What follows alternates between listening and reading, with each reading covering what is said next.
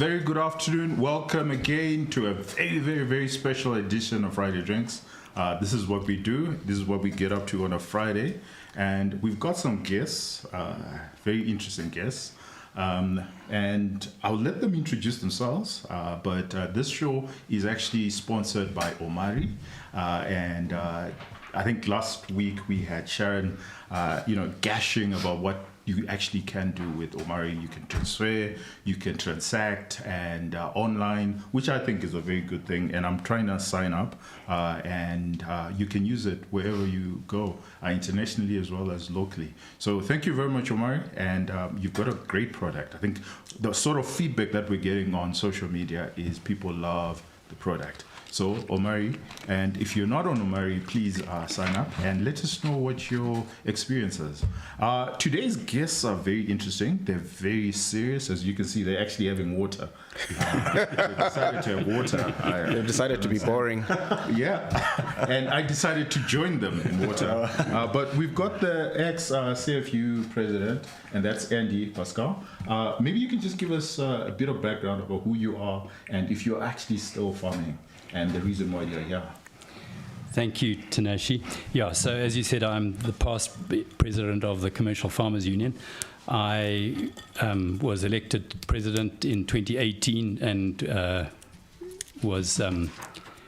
I finally managed to find a replacement at the end of 2023, early 2024. So I served for 5 years as president of the CFU. And during that time, we had the opportunity of signing the Global Compensation Deed in 2020, which has laid the foundation for farm compensation for improvements under the land reform program. Yeah, I think it's very important to highlight that it's for improvements and not for the actual land.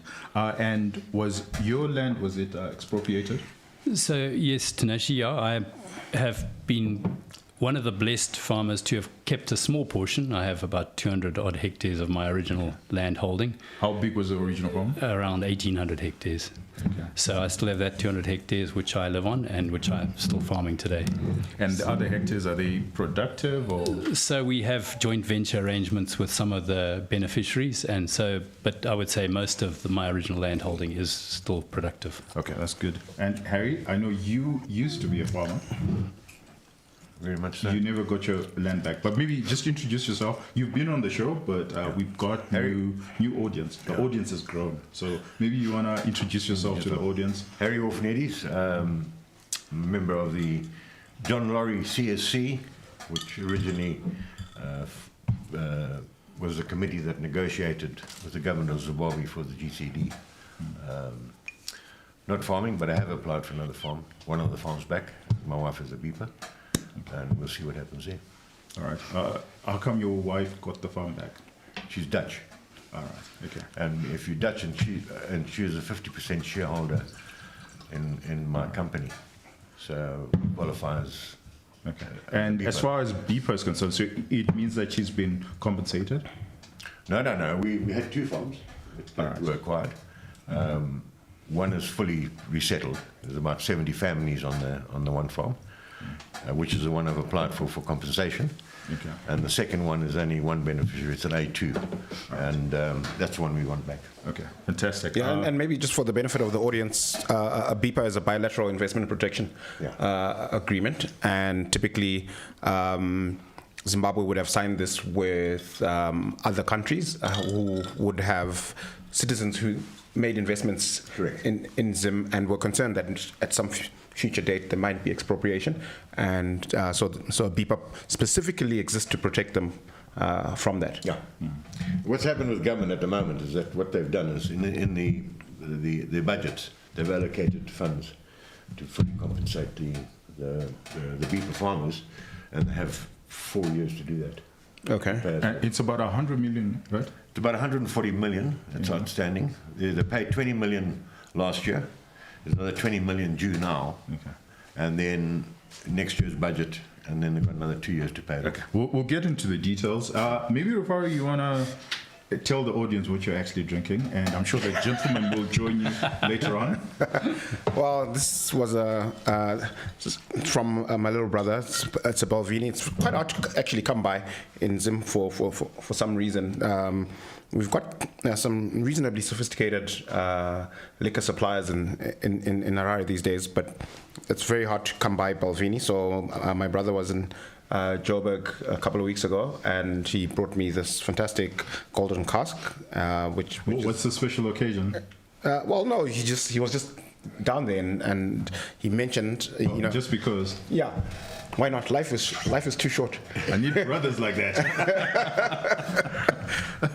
Okay, so gentlemen, the reason why we're here is essentially we want to talk about the new bill, the HR 5300, that's the House of Representatives with Congress in America.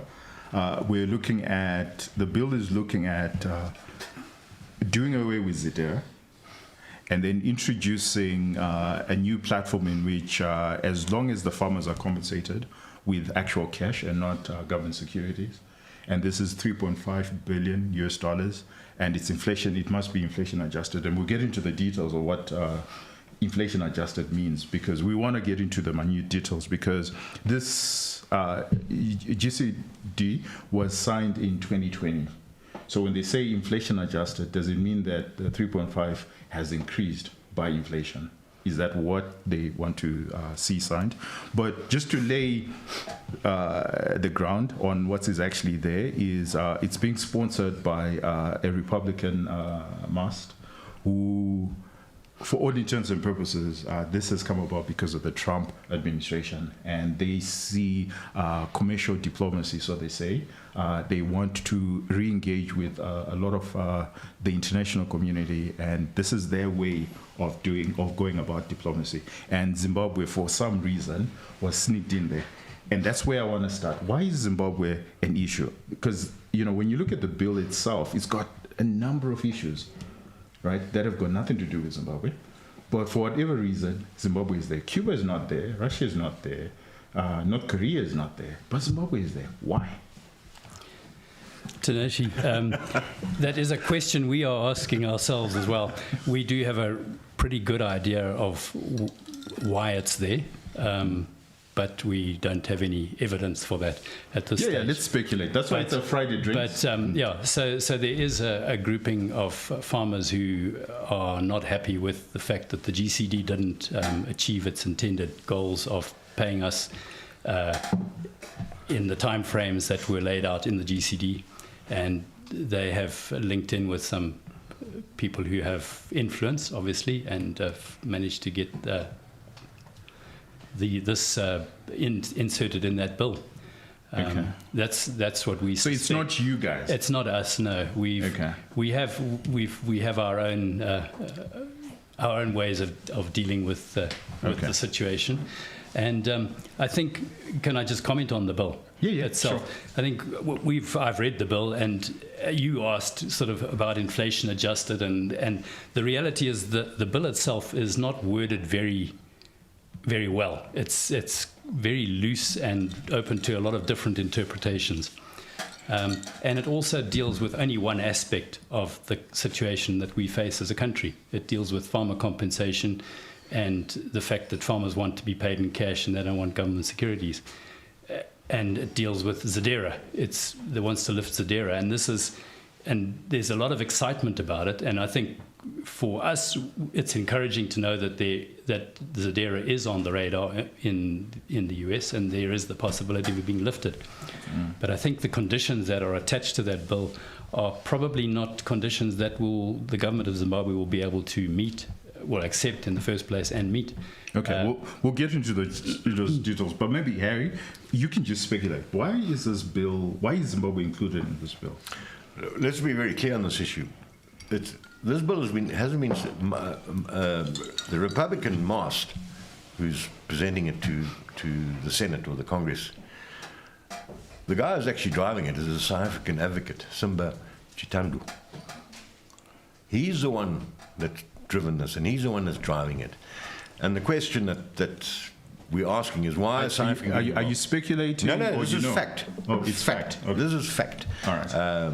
We have a law firm in Washington who handles our affairs, and when we presented this bill to him, they came back to us and said, "Listen, this is not must. This is a guy called Advocate Simba Chitando. I've spoken to our attorneys; they know the man. So he's a South African who's presented this bill. Now, what is the agenda? And I think Andy's highlighted it. It is a badly worded bill. It is really badly worded. It's open to all sorts of interpretations. Okay. One, the opening comments, if you read those, IMF has not financed, or the World Bank, since 2002, since we started defaulting. Yet they say we will allow... okay. Government, the international community under the three-pillar scheme has made it very clear that a priority for them to get debt relief, they have to compensate the farmers. So this bill, by saying pay the farmers first, government has really acknowledged that we are number one on the list to get paid. We're part of that 21 billion. We are part of that. So government defaulted twice. We all know that. Mm-hmm. And they've come up with a homemade plan, which is what a lot of farmers have accepted it. A lot of them are saying, no, we don't like it. Okay? But that's every individual's choice. It's voluntary. You don't have to join. But this is an internal solution, and it's the only solution. Now, if we hadn't, and we need to understand this, if we hadn't signed what we now refer to as the FCA, which is the new agreement, it doesn't exclude the GCD. The GCD is there, but we have an FCA agreement. If we hadn't signed that, the pillar talks would have collapsed, because government had not committed to paying the farmers. So we had to have an agreement in place. All right, there's a bit of dissonance here, and I need you guys to reconcile this with me, because we saw Thuli, he came out during the week, and he was gashing about this new bill that would repeal ZIDERA, and he said that this is a positive way forward. We've seen government officials commenting on it, and they seem very positive about this. And from what you guys are presenting is this has got nothing to do with you. So would you just try and reconcile with me on what's actually happening with government position as far as you guys are concerned, and as far as this Simba Chitando? Can I just say? Sure. Andy mentioned it earlier on. The fact that we are now in the radar screen with the Americans is a big positive. Okay. It's a big positive, and that is where we are very supportive. So we will support whatever comes out of that bill. And I think this is where the minister's coming from, is that we're now in 8 months ago, Zimbabwe wasn't even didn't even know so where it was. So you guys are just happy that it's on the radar? Yeah, absolutely, Tinashe. Yeah, I mean the fact that it's there. What I was just saying is that I think the excitement is maybe a little misplaced, and even talking to our counterparts in government and Ministry of Finance, they've acknowledged that the conditions that are there are impossible for them to meet as they are, as we interpret them, for a start, as it's quite difficult. So maybe let's get into the weeds. But what they have said is that because the bill is at committee stage, it hasn't been passed. There's the opportunity for representation to be made to maybe have slightly different conditions that will work better for the situation that we find ourselves in as a country. Okay. What would you like to see in the bill? What would we? What would you like to see in the bill? Certainly, we'd like to see ZIDERA lifted. I think we've got to get more realistic conditions. Yeah. Explain what's realistic. So realistically, if ZIDERA was lifted tomorrow, it doesn't guarantee that the IMF are going to, or the World Bank are going to lend us $3.5 billion to fund the farmers. And for a start, what about the other 18 billion of our debt that needs to be dealt with? The lending was stopped not primarily because of ZIDERA. It was stopped because we were not being able to pay our arrears. So we have to work that process of dealing with the debt arrears and bringing debt forgiveness. I think the reality is that most of the debt arrears is interest. So if there's a way of dealing with that and maybe getting... But why do you care? You don't represent other creditors. You represent the farmers. I think Tinashe, as a Zimbabwean, if the country doesn't succeed, it's going to be a disaster for all of us. Whether we get if we get our $3.5 billion compensation as farmers, a lot of those farmers are living elsewhere, which will be fine for them, and even us here. But if the rest of the country continues to struggle under the burden of debt, I can understand the namby-pamby feelings that, for the greater Zimbabwe, but that's not the reason why you were elected. Yeah. Right? You were elected by the ex-white farmers, and you must deliver as far as the 3.5 is concerned. Okay. So you shouldn't be worried about what's happening with the Chinese or anyone else. As far as you're concerned, you're worried about the 3.5. And as far as the bill that is in Congress is concerned, it talks about the 3.5. Okay, I suppose, Tinashe, probably I'm a realist. The chances of them giving us 3.5 billion to settle the farmers' debt without having a plan to deal with the rest of their arrears is very, very slow. Any bank manager would look at this and say, well, how can we give you another 3.5 billion when there's no plan to deal with what you already owe me and to make sure that you can service the debt for the 3.5 billion? So that is the process we're involved with. We've got to be very clear, and we'll be very realistic here. Mm-hmm. The IFIs, the World Bank, the Paris Club, International, IMF, they are not allowed by their constitution to lend to anybody who has defaulted. So for this guy in America to say, just pay the farmers and then we won't block the IMF and the World Bank from lending you money. But under their constitution, they cannot lend money because we haven't repaid our loans. So that's why... To be fair, IMF has been fully paid for. IMF has been paid for. You've got the Paris Club. So you've got the Paris Club and you've got World Bank ADB. and ADB. But IMF will give you money as long as you've paid the IMF and as long as the Americans are not going to veto. IMF can give you, because what IMF gives you is balance of payment support. Correct. And they totally understand that is a little bit different from the World Bank and the Paris Club and everyone else. But what has been stopping the IMF from actually doing any conceivable deals with Zimbabwe is primarily the veto that the Americans... And then they should have left the World Bank out of there. Well, let's not speak for the World Bank. Let's not speak for everybody. Right. I want you guys to speak for the ex-white farmers. Okay, this is how we're speaking. Okay, we are speaking on behalf of the world farmers, of the Zimbabwe farmers, the ones that we represent. Okay, the ones that have signed up to the FCA. We speak on those behalf, and anybody who wants to sign up tomorrow we accept them. And sorry, just for the benefit of our audience, maybe you could just explain what the FCA is and how it's different from the initial agreement. Farmers Compensation Agreement. It's a new agreement under the GCD, which government came up with a plan to pay the farmers, and it's based on paying interest on outstanding balances and issuing the tenure bonds at a coupon rate of 2% and they're fully remittable. That was the best government could do. But in our FCA agreement, it's very clear that should government raise the funds, they have to buy back those bonds at face value. Oh, no, so they won't be subject to some of these discounts that we've seen with other treasury bills. Exactly. And the other issue that we have a responsibility for, not only do we represent the farmers, but we sit on the Joint Mobilization Resources Committee, which is formed by government, and we sit on that committee, and our mandate for that committee, for the committee, is to help raise funds to settle the $3.5 billion. Okay. Rufaro, when you hear what they're saying and our interpretation and the market's interpretation of what the bill is, what's your view? Can you just maybe try and reconcile what these guys are saying and what the market is? Look, I think the bill is a positive development. I think ZIDERA has unintended consequences in addition to the explicit, consequences that it's responsible for, and part of the unintended consequences is that it just makes it incredibly difficult for Zimbabwe to transact in the world of global finance, and it's just so much harder for us to restructure debt.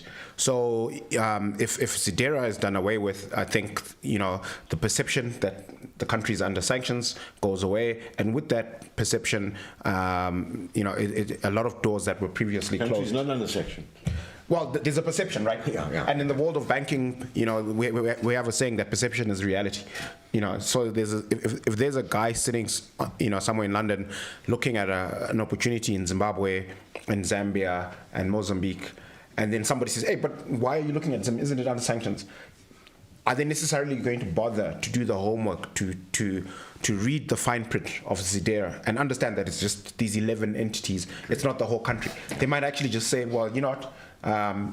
You've made my life easier. I just need to take Zim off the table and focus on these other markets." And from my personal experience, talking to capital allocators outside Zim, that happens a lot. Where you're having a conversation with someone and they just say, "We stopped looking at Zim. Isn't it under sanctions?" And then you correct them, and they say, "Well, are you sure?" And sometimes they will take you at face value and do their homework and start looking at things in Zim. But often they just that's the end of the conversation. They're just not going to look at Zim. So I think that damage that ZIDERA has done in terms of the perception is real, and we'll be so much better off if it goes away. And obviously you guys will be one step closer to the $3.5 billion payment, because we were chatting earlier about the bond. I don't know whether you're getting a lot of takers, because there isn't a lot of faith and confidence in the government's capacity to actually honor its obligations. So you're actually better off in a scenario where the state raises $3.5 billion and then buys back the bonds, because realistically, if you sit on them until maturity, chances are you're not going to get paid. There's been a lot of interest in the bonds, okay, and next week we're meeting. It's finalized now. They're going to be listed on the Vic Falls stock exchange. Oh, okay, that's fantastic. Yeah, but it's voluntary. They don't automatically all get listed on the Vic Falls. It's up to every individual farmer to decide whether he wants to put those shares on the Vic Falls Stock Exchange. That has been agreed to. The issuer is the Ministry of Finance. He signed off. I got a phone call this morning. They said we want to meet early next week to sort out the modalities, and then farmers are at liberty to list to put them on the Vic Falls, and let's see what happens. All right, but there has been a lot of interest. Let's back up a bit. Right now, as far as the Ministry of Finance and government is concerned, what's the relationship like, and what is outstanding? We understand that they've been paying interest, so about $10 million has been paid. Has that been distributed to the farmers? How many farmers are signed to your faction? Because we do understand that there are different factions as far as the farmers are concerned. And do the other faction, do they receive this interest payment? What is actually happening? So, Taneshi, at this stage, there's around about 1,000 of farmers who've signed up to the Farm Compensation Agreement, the FCA that Harry, through PROFCA, which is the Property and Farm Compensation Association, which was set up outside of the CFU to manage and to house this agreement. And all of the people who've signed up have had to complete KYC, comprehensive documentations had to be submitted. Government has either approved completely or is in the process of approving compensation claims, verifying those claims to make sure that they're all accurate and that the amounts are match the Valcon database, which the Valcon Valuation Consortium valued all the farms. Okay. So the process is very advanced, and it's also quite sophisticated. There's a portal set up by CorpServe. Farmers anywhere in the world can access that portal online. They can upload their documents from wherever they are in the world, meet all the requirements, and then once their compensation claim is what approved, exactly are they uploading? Are they uploading the title It deeds? would be a copy of the title deeds to prove that they were the owners of it, and then if they were companies, all the company documents to prove directorships and beneficiaries and all that kind of thing, bank account details. And so far, everyone who's gone through the process and been paid. Payments have been made to everywhere in the world: Australia, New Zealand, Ireland, Europe, all over the United States. Payments have been received successfully, and that would be the initial payments plus the first interest payment is due in next week. 1st of October. The 1st of. So we'll see how that goes. But there's if you're not part of that, you're not going to get any payment. If you're not part of that, there's no basis on which the government can make a payment to you because your claim hasn't been verified, it hasn't been submitted, it hasn't gone through the processes. Fair enough. And what's the amount? What's the principal outstanding on these 1,000 odd farmers? That 900 million. It's about 900 million. 900 million of the 3.5 billion. Of the 3.5 billion, yeah. So, and there's still it's growing. Still a lot going. There's still 250 being processed now. And we're getting people joining up on a daily basis. You know, there's people who just said, well, look, there's at least government is starting to move in the right direction, and let's. So if you were to steelman the position of the other guys, so that's the 2.6 billion that haven't signed on to the FCA. You know, what are there good reasons for them not to do so? Why haven't they done so? So I think, Rufara, probably one of the single biggest reasons is the fact that the government is 90% of the payment is in Zimbabwe government bonds, and as you've pointed out, the government doesn't have a good track record for bonds. I think we're in a much stronger position than the average bondholder because, as Harry pointed out earlier, for the debt arrears and clearance process, the 3 pillars process that is underway, the re-engagement process that the Zimbabwe government is really pushing, and His Excellency President Mnangagwa is fully behind. That's the Adesina process. The Adesina process, chaired by former Mozambican President Chisano.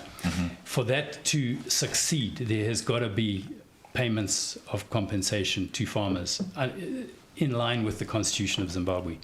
So if there's any default on those bonds, it will be very difficult for the government to continue with that process in a meaningful way. So I think those bonds are probably, out of all the bonds that have been issued, are probably the most secure out of all of them. But I had the privilege of attending the African Development Bank annual meetings in Côte d'Ivoire in May, and addressing a full house of African Development Bank governors and other interested parties. And one of the things I highlighted is that the single biggest thing that could be done to attract people and to make sure that this process that is already well underway and working really well succeeds is for an international underwriting of those bonds. If there was some form of international underwriting of those bonds, immediately it would change their face value. There wouldn't be the risk. It would remove that, but it would also not mean that Zimbabwe has to outlay a huge amount of cash. They could manage the cash flows as they achieve the debt arrears clearance and the debt forgiveness that we're working towards. Okay. Well, I take a very different view because when I look at the Adesina process, this has been ongoing for the last 4 years, and I don't understand why you guys have faith in that process when, with the stroke of the pen, I think this bill has done and has gone a little more further than the Adesina process. We're not knocking the bill, Tinesh. It's got a long way to go to get through the Congress and the Senate. And is it going to get through? That's the big question. Yeah, I think that's a big worry because it is an omnibus bill. Correct. So it might not go through, not necessarily because of Zimbabwe, but because of, a lot of other things that are in there. But I think we can get the confidence that this is a Republican House, a Republican Senate, and a Republican in the executive, and this is being sponsored by a Republican in Florida. I think that the chances of it going through, it's still 50-50, but I think that it will go through. We at a meeting we had with the MIF last week on MIF Ministry of Mutape Investment. Well, Mutape Investment Fund. Okay. Yeah. We discussed this, and they said, listen, you guys, you're going to have to get across there. There are a whole lot of committees that are formed, apparently, and you put your case over to those committees. And they said, you might have to go across and brief those committees exactly, because they right now, they have not been briefed properly. But you do have a lobby. You guys have you've had a lobby in Washington for the last 20 years. Correct. Why are you paying the money? Because they're the ones who are supposed to. No, we're not paying the money. We're not paying the money. So why are they doing it? It's pro bono. You trust that? Do I trust that? Yeah. 100%. That somebody is lobbying in Washington. Payment is on performance. So if they perform, they get So they will. get a So they will. percentage. Okay. So it is That makes not sense. pro bono. The problem- That makes sense. I've got a hypothetical. The problem we had here is that this bill was suddenly announced. We had no input into it. And I got it on Monday, the Monday of last week. I then got hold of our lawyers in Washington. I said, what do you guys know about this? And said, we have no idea what you're talking about. Harry, you need to change your lawyers in Washington. I've got a hypothetical for you guys. As it stands, your data is government of Zimbabwe, all right? And, if, hypothetically speaking, if it was possible, because, this is, my thinking on who the data ought to be. Because for each of those farms for which there's 3.5 billion outstanding, there's actually a beneficiary on that land today. Correct. Some of them are productive, some of them are not productive. That I'm indifferent about whether they're productive or not, but they are benefiting. And I don't have a farm. Tinashe, do you have a farm? Yeah, my kumusha is a farm. Okay, well, But anyway, I think we need to break. So maybe let's calm down a bit and then let's go for a commercial break. Happy, happy, happy, happy, happy, happy. Happy, happy, happy, happy, happy. You can also be happy with the Omari Visa card, the best Visa card in town. Get your Omari Visa card today by sending hi on the WhatsApp number 0787 707 707 now. Get the Omari Visa card to shop online, swipe anywhere, and withdraw cash at any ATM in the world today. Welcome back. It was getting heated, and it's not just the September sun that's hot, but I think the conversation, we're getting into the nitty-gritties of the conversation. I think before the break, Rivaro, you were saying something? Yeah, I was asking a hypothetical, because right now when you look at the $3.5 billion, the farmer's data is the government of Zimbabwe, right? That's your, that's the counterparty that owes you the 3.5 billion.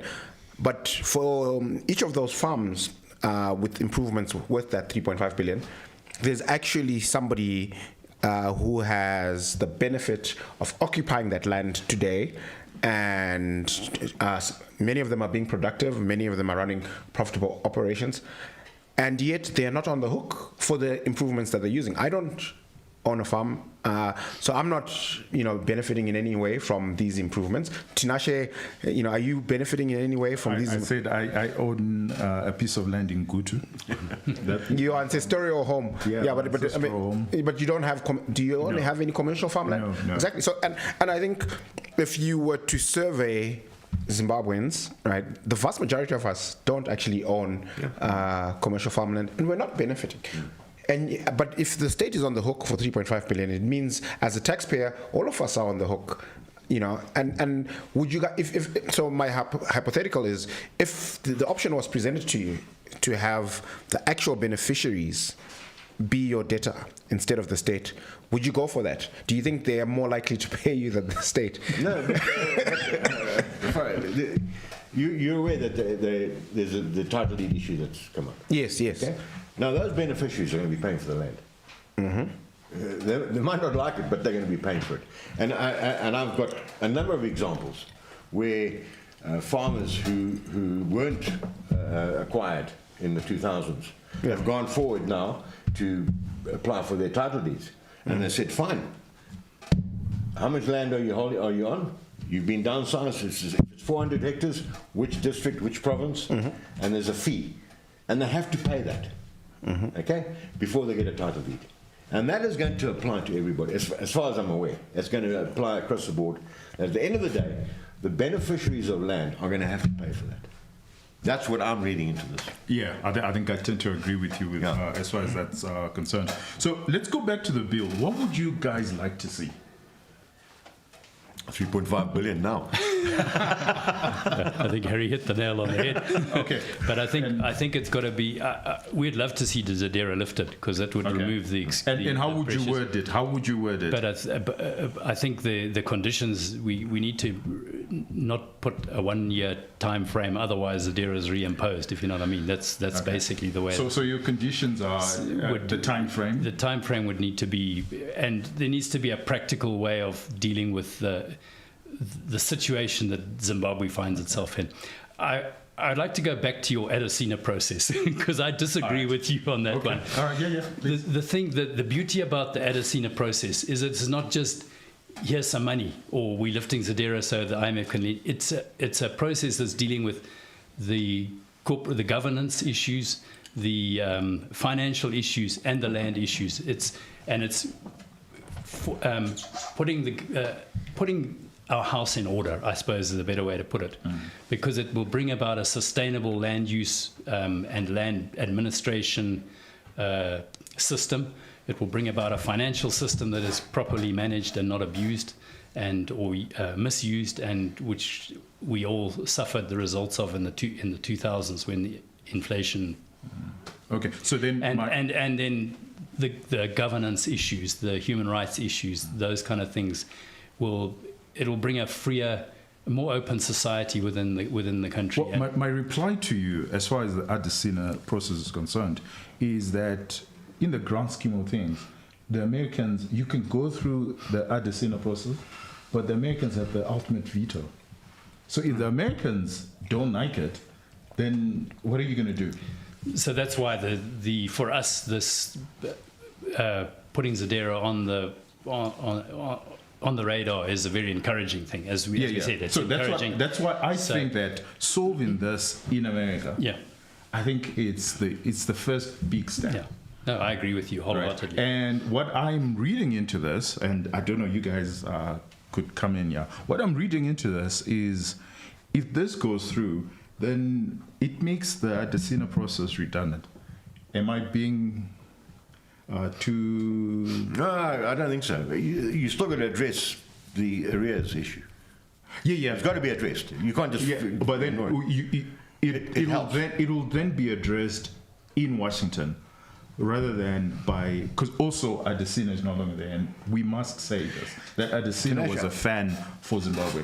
He was really pushing this hard. The new president, I don't think that they're as interested. I'm really worried about your thought process right now. Okay. I really am. Okay. And I'll tell you why. One of the conditions in that bill, and this is why we say it's badly worded, one of the conditions is no instruments must be used to settle this bill. Yeah. Okay. Now, It must be called hard cash. sorry? It must be called hard cash. Exactly. But we're telling you, and this is what the Americans don't know, in our agreement, that should he raise those funds, okay, he will buy them back at face value. That is priority. Now, I have a document. I'm a beeper. I'm not a Profca. So I have the Profca farmers have got a document, which is it's a post-dated check. They have been given a document to say, I will pay you on such and such a date. And if I raise the funds prior to that, I will buy them back at face value. So why has this bill, and this is what I'm saying, what is the guy who presented it? What is his agenda? What has he been told? And we need to go and set the record straight. There's an interest bid that's gone out. Farmers have got them. They can trade them now. They can securitize. I can tell you right now, banks, and you might be interested in this, banks right now are taking those bills against their business plans and are giving 70% value. So it doesn't matter. No, Harry, it doesn't matter what you think. What matters is what the Americans think. The point I'm making is that the presenter of those bills need to be briefed properly of what exactly has been done, and they have not done that. And whoever presented it, this advocate from South Africa, has put his own spin on it. No, I totally agree that the bill is half-baked, but that's why we're here, because this is the advocacy work that we're doing, is we're saying that perhaps there's a way in which we can improve. Yeah. And I think that we are probably a year away from the bill being passed, or even 6 months, whatever it is. But there's a lot of room for us to actually change how the bill is actually structured. So that's why we're having this conversation. It's not that I believe, remember I started this conversation by saying that, inflation adjusted, I just don't get and I don't understand how they put it up like that. And paying the $3.5 billion, it's not feasible at this point. But I think that if the farmers were given $1 billion, it's something that they could do a deal. That if it's not 3.5, but if it's $1 billion, and then the rest comes as security. Because we do have that platform in which we can change what's actually there, right? And then it's not tied, it's also then tied to all the other issues, the Adesina issue, because I do tend to agree that the Adesina issues that were raised in that particular framework is probably the best framework we should use. But I am also very much aware of Trump and how Trump does things. He's not going to care that there's the Adesina process. No, I agree, yeah. Right? And as far as the commercial diplomacy is concerned, this is their platform and this is their off-ramp for Zimbabwe. So we need to maximize it as far as we can, and then we see how far we go. And then Zimbabweans can then decide how best to go about it as far as... Because I think that it's not onerous. I think that this bill is not onerous, but I do understand that the $3.5 billion, unfortunately, we just don't have that kind of money. Right, exactly. Right? Yeah. But I think $1 billion and lifting IMF and World Bank and Paris Club lending could go a long way. We agree. We're totally in agreement. And if we have to go, Andy and myself will fly, and I think they're planning something for mid-October to go across to the States. If they give us visas, because they've cancelled. We've got to get a visa first. I don't know if we're going to get a visa, but anyway. Yeah. But Rufara and I will also be there. I want to push back on something Tinashe said about us not having the $3.5 billion. But it looks like we're due for another commercial, so perhaps let's take a break and we'll be back shortly.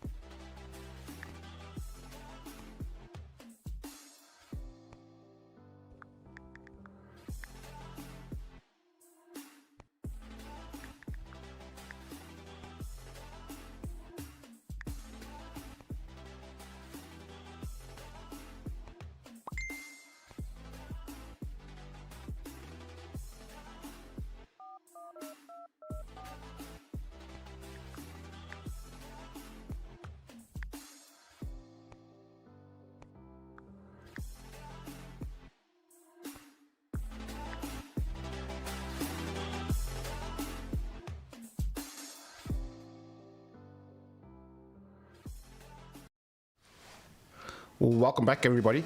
I wanted to push back on something that Tinashe said, which is you were making the point that we actually don't have the 3.5 billion, and I actually think that the 3.5 billion is there.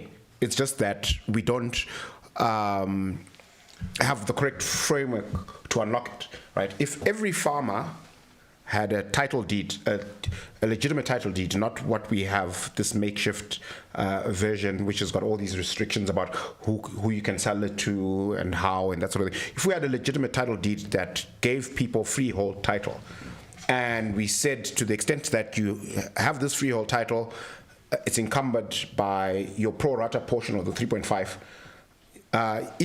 Anybody holding that piece of paper would be able to walk into a bank or in Zim or in global markets and raise money to pay that 3.5 billion. It wouldn't be a problem at all. The reason why it's a challenge is because the government is broke, right?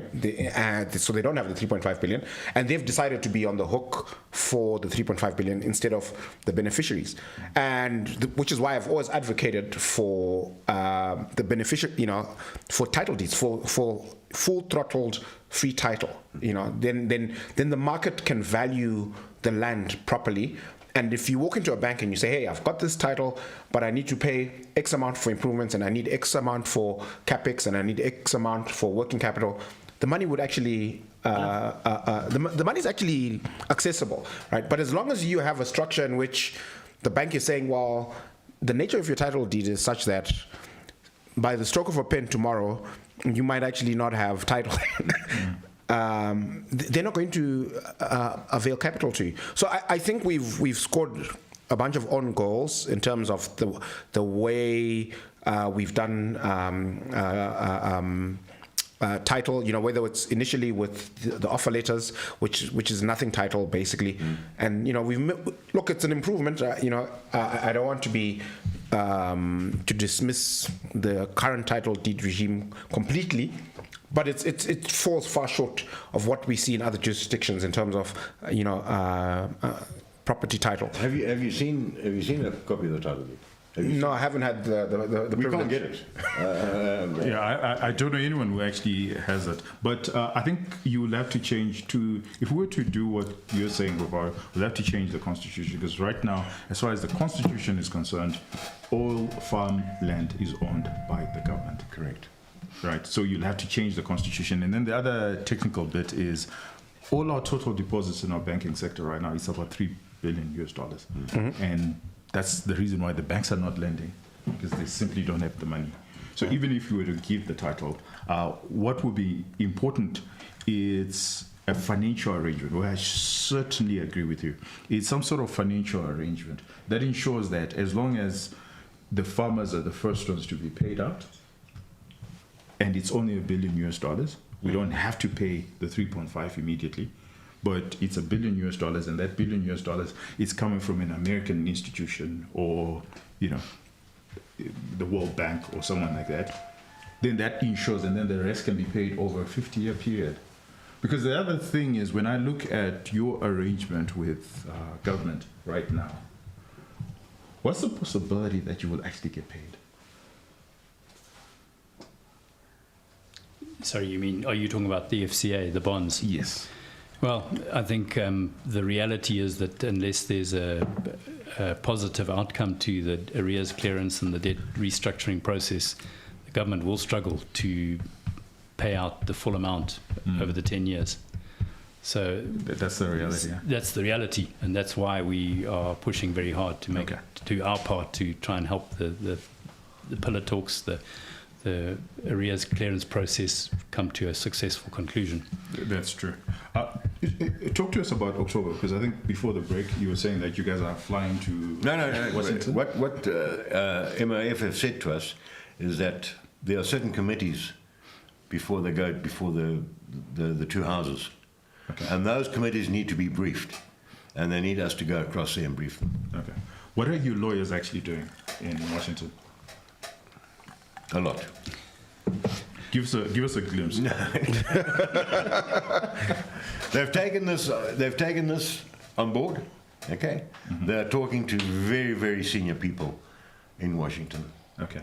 A lot of senior people, not, and I don't want to be disrespectful to the Republican senator who's presented that bill, but what I'm prepared to say to you is they're talking at the highest level. Okay. All right. We will know pretty soon what the outcome is going to be. Okay. Then my next question, and we sort of we're going to segue into farming later on. But what I want to understand is, suppose this bill gets passed and it's in a way that everybody agrees that this is good for Zimbabwe. So, which is, if you were to name the things, as ZIDERA is struck off. The farmers get a good deal that they get a bit of money, but it's now conceivable that they can get their money long term. There's the Adesina platform that would then be initiated, and it will actually, go live. Then what's going to happen to farming in Zimbabwe? What do you think? What do you think the potential is as far as farming and farms in Zimbabwe is? Yeah, Tanashi, I think the sky's the limit, really, when it comes to the opportunities and the potential that once you get a stable economy and stable land tenure systems that can be trusted, investment can be made with confidence, and there's the groundwork and the foundation will be laid for hugely increased productivity on the farms. And probably there's no reason why we shouldn't return to our former status as the breadbasket of the Southern African region. Farming 20 years ago is fundamentally different from now. So let's take tobacco as a very good example. You know, you had 4,000 farmers as tobacco farmers, commercial farming was concerned, but now you have 120,000 smallholder farmers. So when you say go back to our former glory, the reality is the ground has shifted. So have the white farmers, have they kept up to speed with the new technology and with the new ways of farming? Tanesh, I think it's been a challenge, but certainly there's a younger generation that's coming up into the farming world, taking over from their parents and grandparents, and they're fully using the modern technology as much as possible. I think, as I said, once there's a stable economy and realistic interest rates, investments can be made with confidence, and I think you'll see a much greater employment of modern technology. But I think you just got to look at the horticultural industry, especially blueberries, and see how that's just expanded hugely in the last few years. I think I saw a statistic that Zimbabwe is now the largest exporter of blueberries in the world.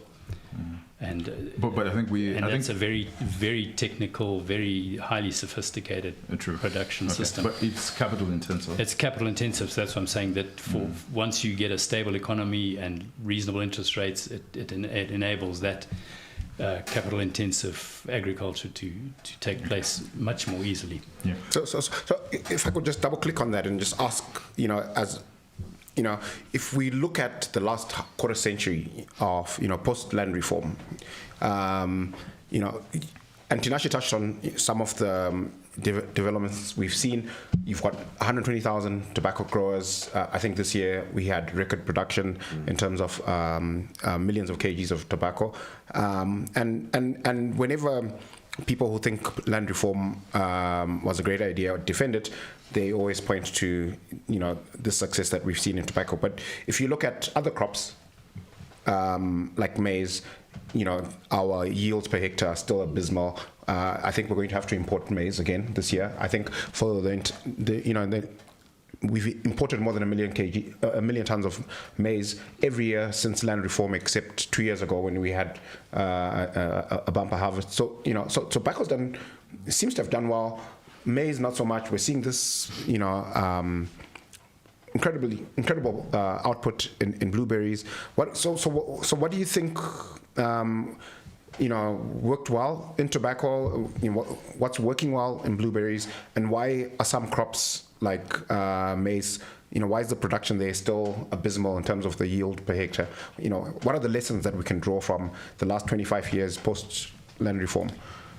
I think for tobacco, the tobacco processors and exporters have been the prime source of finance for the tobacco crops. You'll probably, I'm not a tobacco farmer myself, but I would suspect that most of the tobacco grown in this country, both large and small scale, is grown under contract. Yeah. And because it's an export crop, they're guaranteed that they're going to get good money in real currency, and which has not been the case. And if you take the last 25 years, come the mid-2000s, probably about 2008-9, when inflation was really bad, and we were being paid in Zimbabwe dollars for things like maize and soybeans, it became almost impossible to grow a proper crop of maize. And the reality is that certain crops, especially when you start looking at things like wheat and maize and soybeans, the margins are very slim. And unless you are able to grow large hectares and make use of economies of scale, it's very hard to be able to produce a very good yield on a small area with very small resources. And I think, and that's the reality for, I think, many of our large-scale crops. We've got a lot of small-scale producers trying to eke out a living. And many of the farms that had sophisticated irrigation systems where they've been resettled with 70 or 80 families, you had a centralized irrigation system that might have irrigated 700 hectares of land. When you had one person in control of that who could manage the whole thing, now you've got 70 families that all have different ideas, and it's not going to work. like that, the systems like that have no longer worked. So there's a multitude of factors that have affected those kind of situations and circumstances. Two things. Harry, could you explain to us what's actually happening in the farming community where you have, I think Andy touched on it, where you have the sons of the former or the ex-white farmers or the grandkids now coming onto the farms? What's actually happening there? Is it because they can't eke out a living out there in the world, or they really love farming and this is where they want Are to? you following what's happening in the world? Let me tell you, this is the best and safest place to live in. Okay? And yeah, it's expensive. I've had friends of mine have just come back from Greece to go every year. And they said, you cannot believe how expensive it is now in Europe. It is astronomical. We have our problems in Zimbabwe. But when I look at what's going on out there, all my 3 sons have come back, and more kids. And sadly, and what is sad is that the parents went to Australia, a family from Australia. Their kids went to Australia. Parents then followed. Kids have come back, and the parents can't come back because they haven't got the money. So I've always said, once you've got Africa in your blood, you'll never get rid of it. I love this place. And would you say that it's perhaps maybe the kids were more or are more integrated into Zimbabwe than the parents? The parents were actually, when you look at land reform and what happened there is the accusation that the parents were racist. I disagree entirely. We're certainly not racist. Racialist. No, that you don't sling that one on me, okay? You really got to get this thing heated up. What is different to Nash is that you're right. Our kids, I never went to school with blacks. Okay, we were brought up in a different environment. Okay, our kids went. My son will say to me today, Dad, you wouldn't last 20 minutes on a farm today. And I'll tell you why. Discipline. They are more tolerant. I mean, if I walked into the land and I saw everybody on their cell phones saying, hello, hello, hello, I would have a sense of human failure like you wouldn't believe. Unfortunately, we didn't have cell phones in our days. But we certainly... Well, I love that expression, sense of humor failure. So it's a different environment, okay? We had a secure labour force. Today they come and go as in which they please. If they don't like it, they just get up and walk away. It's a different environment that you're in now. But our kids, they get on with it now. They understand it better. Yeah. What Yeah, I would probably. I think when you've lived through a trauma, which land reform was undoubtedly traumatic for a lot of people, when you are given a very short time to leave a place which has been home as long as you can remember, and you now have to vacate it and let some other people come and occupy it. It's traumatic. And so I think for our generation, there are a few people who've managed to, quite a number of people who've managed to deal with that and get past it and put it behind them and carry on. There are others who have been so badly damaged and wounded by it that they probably will never get over it. The children and the grandchildren, many of them didn't live through it. They've had no first-hand experience of it. They come back, and this is, it's a great country to live in. You can't beat the weather. And as long as you can make a little bit of money in your farming ventures and enjoy your life, sure. As Harry said, there's no better place to live than Zimbabwe. And interestingly, in our interactions with ambassadors that have come here, this is one of the most sought-after postings in Zimbabwe, if you can be ambassador in Zimbabwe. And a number of the ambassadors that I've bumped into who have finished their term here would actually rather stay here than move on. Some of them have bought houses already. And some of them are retired and here. they're retiring. So it's a great place to live. And the people are wonderful. I mean, we as Zimbabweans generally get on well together. I went to university in South Africa. My children have been to university in South Africa. So I've had a bit of experience living in South Africa, and the hostility that's quite evident is very different to what we experience. Even with the war veterans that came to my farm, there wasn't that violent hostility. Okay. There was obviously an agenda. But so there's a as Zimbabweans, I think we know how to get on with each other. Okay. And if we can learn to put our differences aside and accept the differences within the communities and live side by side, I think we've got a very bright future, and our children's children have a bright future here. Okay, no, fair enough. I would say, if I were to give the current president a bit of credit, is post 2017 we've seen these lease arrangements. Right, we never used to see those, and I think that it's fantastic, especially with the ex-white farmers, that they can actually get on the land and they can lease off the land and actually produce. But my worry is when you look at the total hectarage of what we have under tillage now, a lot of farms are desolate and they're not occupied. But obviously, they've got somebody who has a piece of paper that claims ownership. Why are we not seeing this leasing by the ex-white farmers? Why are we not seeing a lot more of it? Why are we not getting a lot more into this arrangement? So Tinashe, there's a misperception or a misunderstanding, I think, when you look at how the white farmers used to live, and there was a lot of wealth. And there's when land reform hit, there was that thought in the back of people's minds, if I can just get a bit of land, then I can live like the person who was there before. There's a lot more to farming than just having a piece of land. For sure. And unless you have the skills and the resources to make that land profitable, you're never going to succeed. And so there's this what's the word? People have a unrealistic expectation on the value of land. So, and we already are quite expensive when it comes to our cost of production. When you have to pay, because the joint venture arrangements are expensive arrangements.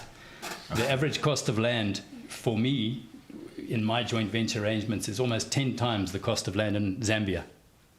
So now we've got neighbors over there who can access huge areas of land for a very reasonable sum of money and produce cheaper than we can produce here. So there's the constraints of cost, and then you've also got... But I don't understand, because next to your farm, and I don't mean literally your farm, but I mean when you just drive across Zimbabwe, there's a lot of barren land.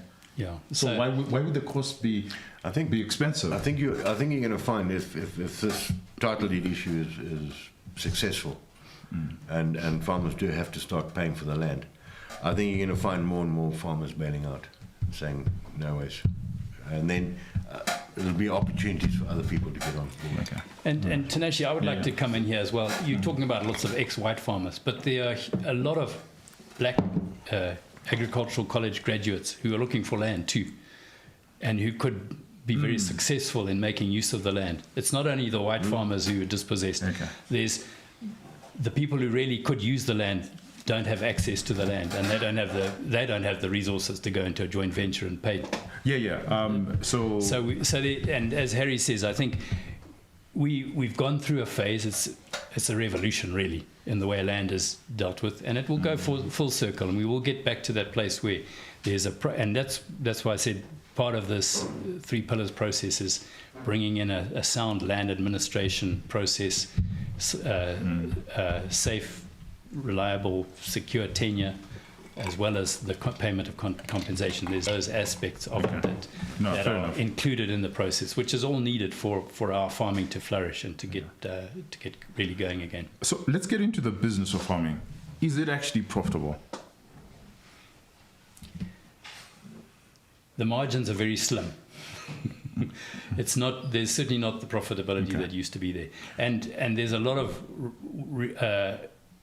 very high costs of production that are as a result. And when you say high cost of production, where is the cost coming from? Is it electricity? Is it regulation? So is it labor? There's a lot of regulatory costs that are we never used to have to deal with. Okay. And then, so that raises the costs. And there's ways, and recently we've seen Ministry of Agriculture moving to reduce the costs of regulatory costs in the livestock sector. It needs to be across the board. I'm not farming, but I would have thought your biggest cost today would be the interest rate and your rent that you're paying. Yeah. Banks are charging 14, 15, 16% on a facility. Even the trade, when they lend you money, you're in that $14 rate. Then you've gone into a JV, and you're paying the beneficiary. How much do you pay? If you're in a, it varies between crops, but 8, 10, 12% of gross. So you're looking at 34%. Before you've even put a pip in the ground. I mean, you're not hiding to nowhere. Okay. All right. I suppose is there anything else that we need to cover that we haven't covered? So I've always been curious. It's kind of like a counterfactual. If we hadn't had land reform, in 2002, and where might we be today? And so maybe to not be backward looking and to be forward looking, the question is, if we paid out 3.5 billion tomorrow, and we had a form of title deed that allocators of capital, bankers, investors love, right? That had everything that they want. Where could agriculture in Zimbabwe be in 5, 10, 15 years? Let me give you an example. Zambia produced 4 million tons this year of maize. 4 million tons. And how many? Probably 600 farmers there. If that? Yeah, maybe a bit more. I don't agree. Whatever, I don't know the number. But they've got a lot of small scale farmers. 4 million tons. Okay? We're importing. So there's something wrong. For sure. So what you're saying is that we need to go back to a system pre-2000, 2002, which is what title deeds. You didn't go to a contractor to borrow money. You didn't go to the GMB to borrow money. You didn't go to the tobacco trade. You went to your banker. You secured your title deeds with them, and they lent you money, and you farmed it. And if you didn't farm it properly, you lost it. That's it. There were no negotiations. Foreclosure. You're out. Okay? And this is something that I hope comes back. Because you can't have people, like you mentioned earlier on, large tracts of land who have been offered an offer letter and saying, I have every right to this land, and it's unproductive. It's absolutely ridiculous. So they've got to start paying for it. And if they can't pay for it, surrender it. Finished. Go home. Give it to the next farmer. Give it to the guy that can farm. Well, to be fair, the reason why we're not producing, especially as far as maize is concerned, is a lot of the small-scale producers have moved to tobacco because it's a more profitable crop. So why bother growing maize when nation's got to but I'm going to push back. The nation. I'm going to push back to Nashi. You could just buy. No. You just buy the grain. I'm going to push back. Well, that's the reality. That's what the. You start to sound like Malema. You just go to the shop and there's a food there. You don't need growers to grow it. Well, the reality on the ground. No, but the yields are less than 1 ton per hectare. They're pathetic. Yeah. So yes, you're right that a lot of capacity has shifted from maize to tobacco. But in the maize space, the guys that are still growing maize, their yields are abysmal. I don't know the numbers. I'll give you a number. When pre-2000, tobacco farmers grew 50% of the grain in this country. Produced 50% of the maize crop in this country. I think it was still the small scale producers. The last time commercial farmers actually produced grain was like 84, 85. A lot of the grain. Are you right? Yeah. No. You got to look at your records again. Small scale. You got to look at your records again. Go and look at them. Okay. Yeah, I could be wrong. Yeah. I think Tanashi's right because there was they only grew for themselves, and there's a little bit of surplus. They used to sell it. But in terms of overall production is always small scale because it doesn't make sense. You see, as far as grain is concerned, from a global perspective, you look at the price of grain for the last 30 years, it hasn't moved much globally. So for the same hectare of land, a small-scale producer is far better off in tobacco than producing I agree. maize. And then the thing is, if you do produce the maize, you don't have the merchants giving you the inputs. So you have to fund your own, fertilizers and everything. And a lot of the small-scale producers don't have that. So they're far better off on a contract, and then you produce, you've got your inputs, you produce, and you make more money. And if you need grain, you just buy from Zambians. Because Zambians are they're subsidizing. I mean, we're free marketeers. So I'm quite happy buying maize from Zambia. Because if the Zambian government is foolish enough to subsidize grain, More power to them. More power to them. We need to We'll gobble it up. and we'll buy it off the Malawians and the Zambians and the South Africans. You know that, and credit to the tobacco growers, it's the biggest crop that the country's ever produced. I mean, when I heard the figure of 350 million, I was flabbergasted. And a lot of it came from the small scale. The bulk of it probably came from 120,000 small scale farmers. So you give them credit. But let me tell you, you have to be self-sustained in food production. It's very easy to say import. What happens when they get a drought and they've got no maize? What are you going to do then? We have to produce enough maize to feed our nation. That's the farmer's job. I think there's government policy, and I don't want to get into it. And I think we'll discuss this with the commodity traders, because if you're a clever commodity trader, you can buy grain off the Chicago exchange for the next 10 years, and it will be delivered from Brazil or anywhere else, and it will be delivered. There's no qualms. But as far as tobacco is concerned, it's very difficult to grow tobacco over 10 years or 20 years, to buy forward tobacco. But grain you can. Be careful with tobacco. Be careful. I'll tell you fair why. enough. No, that's a fair enough criticism. Yeah. We're over-relying on tobacco. Exactly. I totally agree with that. And there's a market. Be careful. Already the trader said 350 million we've overproduced. True. Okay. I We've got think to be careful there. that's fair enough. Yeah. That we're over-relying on tobacco, and especially with the cutting down of trees. There's a lot that's happening. I think now it's become... okay, so let's circle back a bit. I want to make sure that we've covered every ground. So what we're saying is it's positive that Zimbabwe is on the radar, and that we have and we can contribute to the bill, and we want to contribute to the bill. Absolutely. And as far as you guys are concerned, you're going to be in Washington soon enough. Have you had any discussions with the American embassy here in Zimbabwe? No. Not as yet. I haven't, no. Okay. No. Why not? I think they've just appointed the ambassador now, haven't they?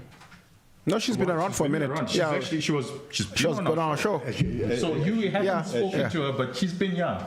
But you're not talking about, she's retired, isn't she? No. Pamela Trent, There's an Ambassador. There's never an ambassador. One has been appointed now. No. The new ambassadors, yeah. The new ambassador, but when She's been here for a minute. She's been here for a while.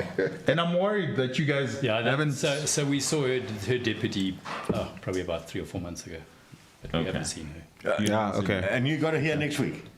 No, We've already had her, but we will have the U.S. Embassy here That's what I to mean. discuss ZIDERA. issues. Yeah. When is discuss these issues. When is that?